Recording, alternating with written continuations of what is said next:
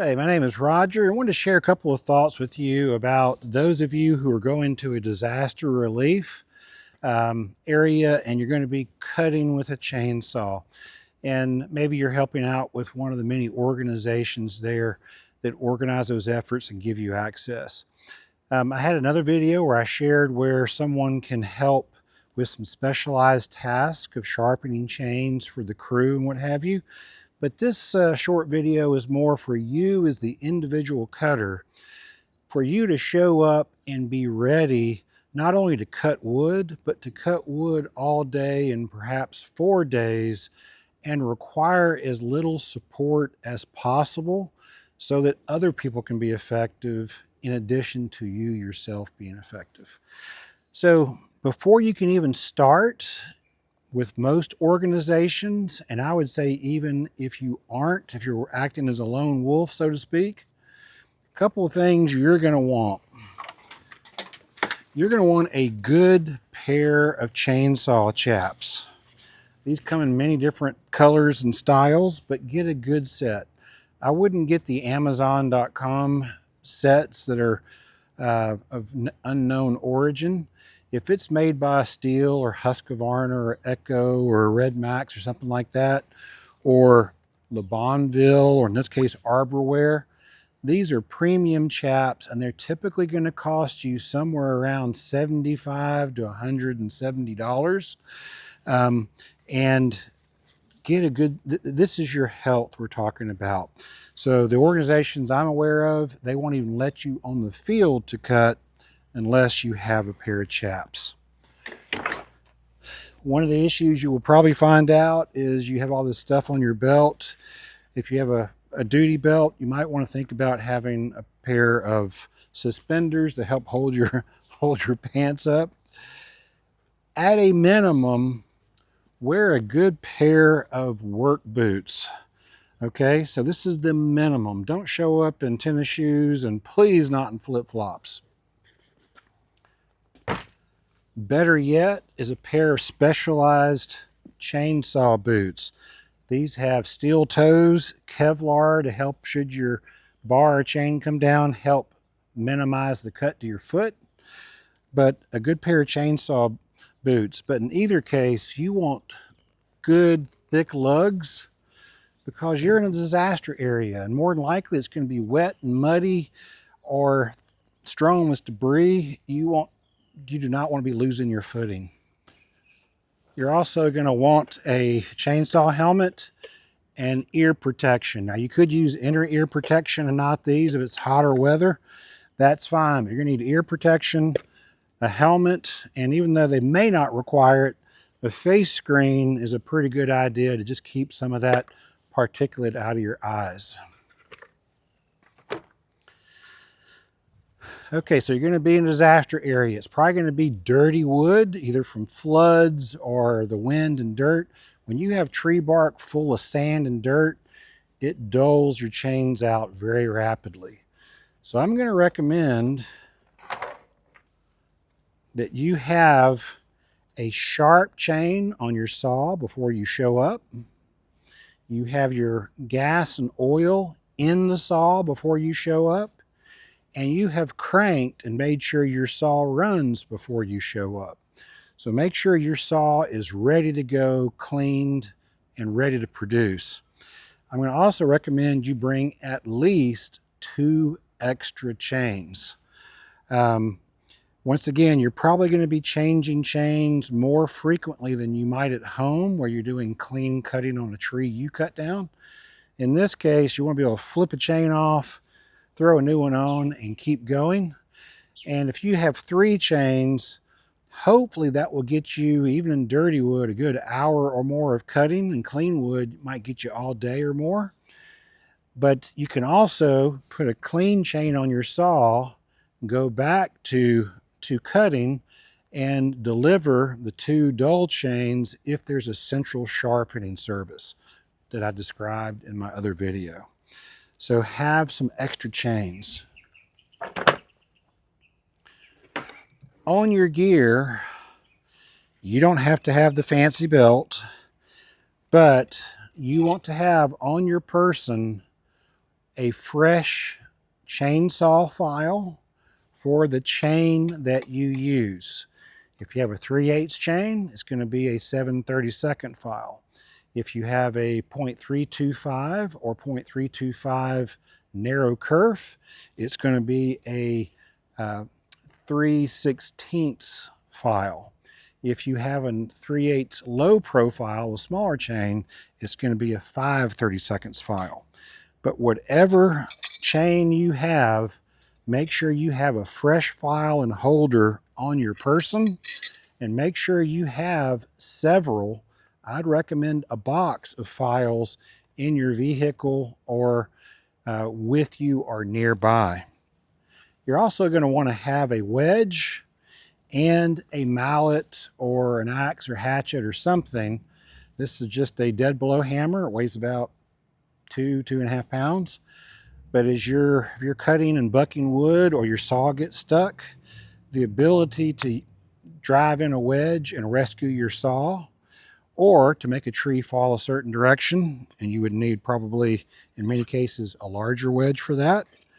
Make sure you have at least one, preferably two, of these smaller 4.5 inch to 6 inch wedges for just cutting up lumber that's already on the ground, and a mallet to drive them. I like to have it on a belt and wear this over my chaps, and I have other tools as well: an adjustment screwdriver, a jigsaw blade that I use to clean out my guide rails, a spare spark plug, extra bar nuts because you always tend to lose those, and you're going to need on your person a scrunch. You need to adjust your chain periodically. If you run your bar loose and your chain comes off in a cut, you can scar up your drive links and make your chain unusable, at least until you bend it back and grind off the burrs. So you want to have this so you can put on those two chains we talked about earlier. And I recommend a screwdriver and a multi-tool, but that's not essential. If you know what this is for sharpening a chain, then this is a great tool to have as well. So think about having the best tool that you can carry with you, be on your person or with you in a bag, to sharpen the chains that you have. And know how to use it before you get on site. Not everybody, and in my experience, very few people know how to properly sharpen a chain. So figure that out before you go. There's lots of information online on how to use different tools to accomplish that. You have your way, you know how to run it. Don't be dragging down everybody else because you need someone else to sharpen your chain for you. Everybody's there to help, but once again, be as self-sufficient as you can and be productive, and you might even be able to help someone else. You need to bring your own fuel.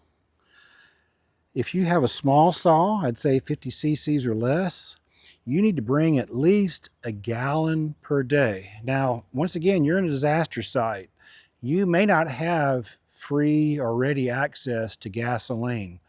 So make sure that you have a way for every day you intend to cut to have 1 gallon of gasoline per day for a 50 cc saw or less. If you're running a 70 up to a 100, most of you won't be running 100, you're going to need 1.5 gallons or 2 gallons for the biggest saws per day. For most of us, that's about as much cutting as you can do safely. You'll be wore out if you use that much gasoline, but you need to have it.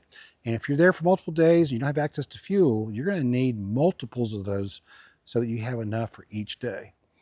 I'd also recommend having some 2-cycle oil to put into your gasoline. So you may have access to gas and you have to mix additional gasoline 2-cycle. Make sure you have the right mix and a way to measure it, or these pre-measured pouches, so you can use your gallon jug or whatever, and you can make more 2-stroke gasoline as you go. You're going to need half as much bar oil as you do gasoline. So if you're taking a gallon of this, bring a half gallon of bar oil. I'm going to back up for a second. I'm recommending that you show up with a gasoline powered saw, not a battery. Battery saws are awesome for what they do, but if you're out in the wild and you're away from electricity and you can't really afford 45 minutes to an hour to charge a battery, and you may not have 2, 3, 4, 5 batteries or a way to charge all those at the same time, gasoline, in my opinion, is the way to go for these rescue disaster type situations. And then last, I think having a small utility backpack, this saw out of the way. Now, this is my specific pack. This is just a military surplus. But, you know, if you're going to use this type of a sharpener, or you want to have a vise, or maybe you don't have a belt and maybe your mallet is in the bag, or you can put that mallet in your normal belt if you need to.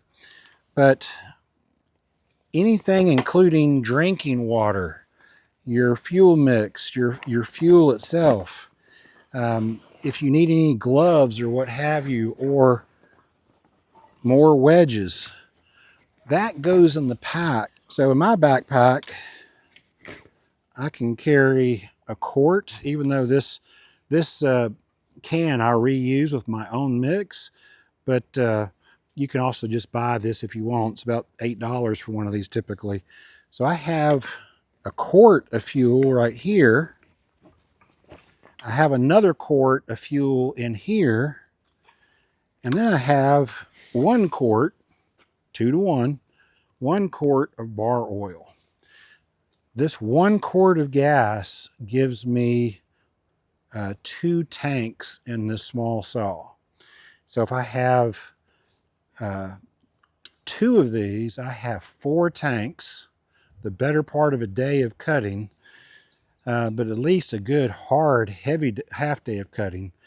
So 4 tanks of gasoline with 2 quarts and 4 tanks of oil with 1 quart. I can do a lot of cutting with just what's in this backpack. What you're probably going to find, and the reason I think a backpack's a good idea, is you're going to go in a truck, or maybe you're sharing a ride in a crew van or something with other people doing the disaster relief. Your crew leader is going to drop you off, and now you're going to have to walk, in some cases, hundreds of yards, maybe up and down hills, what have you, and to go do the work that needs to be done. And you really can't afford to go do 45 minutes of cutting, run out of gas, and have to walk back up several hundred yards in the mud or snow or whatever to refill or sharpen your saw. So take what you need with you, including food and water, fuel, oil, sharpeners, tools, clothing, anything you might need while you're away from your truck or car. So having said all that, it's great if you have a good selection of tools, and I won't go into depth on that. If you cut wood, you know what you're doing, you know what tools you need, but having a good, well-equipped toolbox or tool pouch and a good first aid kit are also excellent ideas. So that's some thoughts, some things I've picked up from doing this a couple of times now, that if everyone would do this or better, we would probably double or triple the productivity of the disaster relief from the volunteer people. I hope this helps. Have a great rest of your day. Thanks.